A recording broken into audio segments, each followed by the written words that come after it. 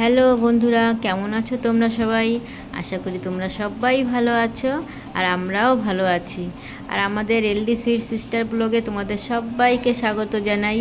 আর আমাদের এই ব্লগটা যদি তোমাদের ভালো লেগে থাকে তাহলে আমাদের চ্যানেলটা সাবস্ক্রাইব করে নিও আর বেল আইকনটা বাজিয়ে দিও। আজকের দিনটা ছিল রবিবার, তো রবিবারে আমাদের সকালে ব্রেকফাস্ট হয়ে গেছে। তো ব্রেকফাস্ট হয়ে যাওয়ার পরে আমি এখন দুপুরে কি রান্না করব সেটাই গোছগাছ করছিলাম। আর কলমি শাকটাকে ভালো করে বেছে তারপরে জল দিয়ে ভালো করে ধুয়ে নিয়ে তো কুচিয়ে নিলাম। তো কুচিয়ে নেওয়ার পরে এবার আমি পেঁয়াজ কুচি আর লঙ্কা চিড়ে শাকটাকে ভেজে নেব। এক্সট্রা করে আর কোনো জল অ্যাড করব না, যেহেতু শাকটাকে আমি জল দিয়ে ধুয়ে নিয়েছিলাম আর জলটা বেশি একটা ঝরেনি, তো এ থেকে অনেকটাই জল আছে আর শাকটাটি অনেকটাই জল বেরোবে। আমি নেড়ে চেড়ে ঢেকে রেখে দেবো, আর যখন হয়ে যাবে তখন একটুখানি কাঁচা তেল দিয়ে আমি নামিয়ে দেবো।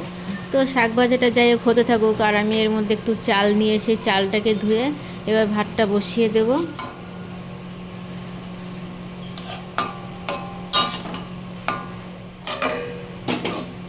চাল ধোয়া হয়ে গেছে আর চালটা ধুয়ে আমি যে ভাতটা বসিয়েও দিলাম। তো বসিয়ে দিলাম আর কিছুক্ষণের পরে আমার ভাতটা উঠতেও গেছে। তো ভাতটা হতে হতে এদিক থেকে বাজার থেকেও চলে এসেছে বাজার করে। তো দেখো আজকে কি এনেছে বাজার থেকে। এনেছে ইলিশ মাছ দুটো, বেশ ভালো ভালো বড় সাইজ রয়েছে ইলিশ মাছটার। আর এদিকে এনেছে চিকেন।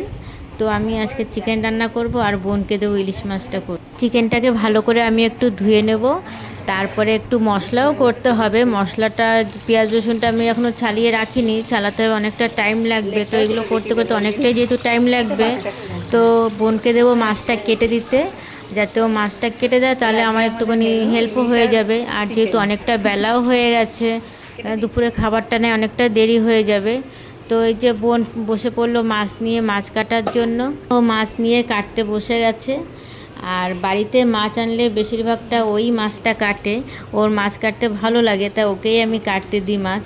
আর আমার মাছ কাটতে না অতটা ঠিক ভালো লাগে না, আর আমার অনেকটা টাইম লেগে যায় মাছ কাটতে।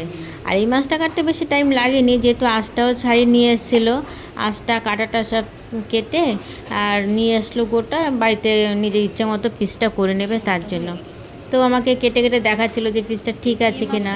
তা দেখি মাছটাতে ডিমও হয়েছে, আর ইলিশ মাছের ডিম হলে বেশ ভালোই লাগে খেতে, তাই না?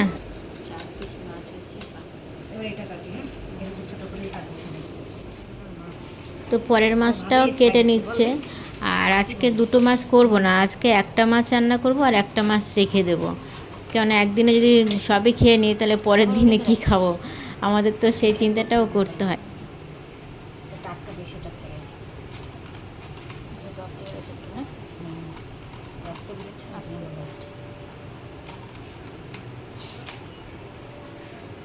তো মাছ প্রায় দুটো কাটা হয়েই গেছে, আর এবারে ও গিয়ে কলপারে গিয়ে মাছটা ধুয়ে নিয়ে আসবে। আর মাছটা আজকে ওকেই দেবো করতে, ও কী করে। আর আমার তো ওদিকে রান্না রয়েছে, চিকেনটা করব। তো আমি মশলা টশলা আমার রেডি হয়ে গেছিলো, হয়ে যাওয়ার পরে আমি চিকেনটা এই যে বসিয়েও দিয়েছি। তো আমার চিকেনটা প্রায় অর্ধেক প্রায় হয়েই গেছে কষানো। তো জল বেরিয়েছিল, ঢেকে দিয়েছিলাম, সেই কারণে এখন একটুখানি ঢাকনাটা খুলে নিয়ে এখন একটু কষিয়ে নেব। তো তারপরে আমি একটু জল দিয়ে দেবো গামাখা গামাখা করে। বেশি একটা ঝোল করব না, কেন চিকেনের বেশি একটা পাতলা ঝোল হলে ভালো লাগে না। তো বোন মাছ ধুয়েও চলে এসেছে।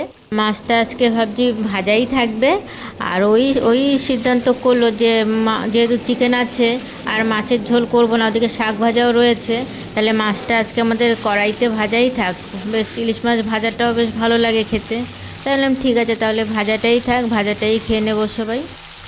আর এদিকে আমাদের কচুর শাকও ছিল। তো কচুর শাকটা সকালবেলা কেটে রেখে দিয়েছিলাম। তো যেহেতু ইলিশ মাছটা নিয়ে এসেছে, ভাবলাম তাহলে ইলিশ মাছের মাথা দিয়ে কচুর শাকটা রান্না করাই যাক। তো বনি রান্না করছিল ইলিশ মাছের মাথাটা দিয়ে কচুর শাক, আর খেতে বেশ ভালোই লেগেছিলো, কারণ ইলিশ মাছের মাথা দিয়ে কচুর টেস্ট পুরো আলাদাই চেঞ্জ হয়ে যায়। তো বেশ ভালোই করেছিল কচুর শাকটা। আর এই কচুর শাকটা রান্না হয়ে গেলে আমাদের রান্না বেশ আজকের মতো কমপ্লিট হয়ে যাবে। আর তারপরে আমরা যাব স্নান করতে দু বোন মিলে। তো স্নান হয়ে গেলে, আর আজকে আমাদের বাড়িতে হাজব্যান্ডরাও ছিল, দুজনেই ছিল। তো তার জন্য আমরা দুপুরবেলা শ্যুটটা আর করতে পারিনি খাওয়া দাওয়ার। তো যাই হোক, বেশ ভালোই হয়েছিল, চিকেনটাও ভালো হয়েছিল, কচু শাকটা আর ইলিশ মাছ ভাজা তো এমনিতে ভালোই লাগে।